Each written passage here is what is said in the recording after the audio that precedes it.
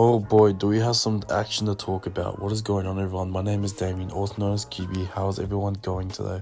And we're diving straight into some second round drama today. If you guys are new around here, leave a like and subscribe for NBA videos down below. From here on out, I like to officially announce I'm going to be uploading every single day for the rest of the season. Yes, I know I said it previously, but this time I'm locking the fuck in. I'm just going to get it done, I promise y'all. And we're going to start off with the Boston Celtics. Something really unfortunate happens in this game. If you guys will know what that is, make sure you guys stay around to not miss any updates or news about what happened in this game. These two teams have played 4 games so far, and in 3 of those games, the Boston Celtics have blew a 15 plus point lead, with 2 of those games being 20 points and over. It just hasn't looked like the same Boston team from last year, and the way that the salary cap and the first apron shit is working out, this team's gonna look completely different come next season.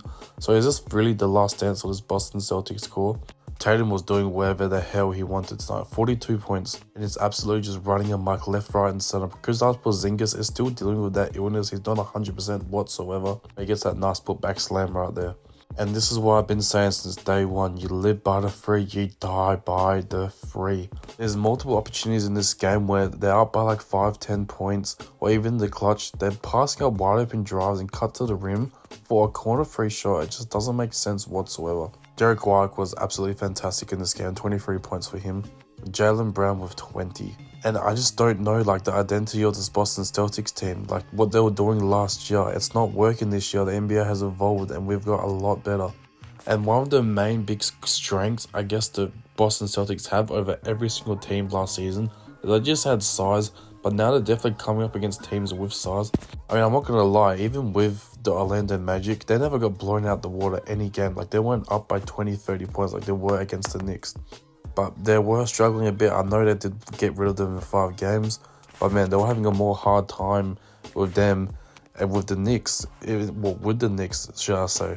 As crazy as that sounds, the roles could be reversed if they just stick to the identity. It's just some fundamental issues that are going on right now. Like, you just don't keep chucking up threes when you're up by 20 points. You just want to put the ball in the basket, apply pressure, and that's pretty much it. Obviously, it's easier for me to say. I'm just a fan sitting at home. But yeah, it's just, I don't know, man. Like, the way they've been playing just hasn't looked like Celtic basketball. As obviously with the unfortunate injury that went down to Jason Tatum, it's just not looking great whatsoever. That was a double dribble and one by JT, by the way. And for the New York Knicks, you gotta be confident. Stand the fuck up, New York. If you're in this hit chat right now, make sure you comment down below. You are 1 game away from the Eastern Conference Final, possibly matching up against the Indiana Pacers, who are also up 3-1 on the Cleveland Cavaliers. Jalen Brunson is a superstar. 39 points for him tonight to go along with 10 assists and 5 boards, if you don't mind. Doing all of this while shooting 56% from the field and also shooting 50% from 3-point range. What a steal by OG Anunoby. Takes it coast to coast. He turns on the jet, but it comes at a cost. Jason Tatum goes down and does not look good whatsoever. This man could barely apply pressure to his leg whatsoever. He left in a wheelchair. He was seen in tears going back to the locker rooms. This just isn't great to see for the game of basketball. I've never really been a massive fan of Jason Tatum, but he is a superstar, and you don't want to see superstars get injured, especially in the playoffs. Look at that shot by Jalen Brunson. We're just going to seal this one. This has just been absolutely ridiculous. The Knicks go up 3 games to 1 and they're 1 game away from the Eastern Conference Finals. Can you believe it? And another team that's 1 win away from a conference finals is the Minnesota Timberwolves. They've been playing fantastic basketball. And before I get into everyone else, hands down for obvious reasons, Julius Randle, he's been an absolute monster. You got to give up to the Timberwolves. Everyone was saying when they traded Cat for Julius Randle, everyone was like, this man doesn't work, he doesn't perform in the playoffs. You know, it's not a great fit for Anthony Edwards and Mike Conley, whoever it may be. But not doubling down on, I guess, paying the luxury tax and doubling down on the Twin Towers is pretty much, I'm really confidently going to say that's going to get you back to the Western Conference Finals, even though you traded your superstar player. And as I said before, Julius Randle has just been going fucking insane. 31 points for him tonight.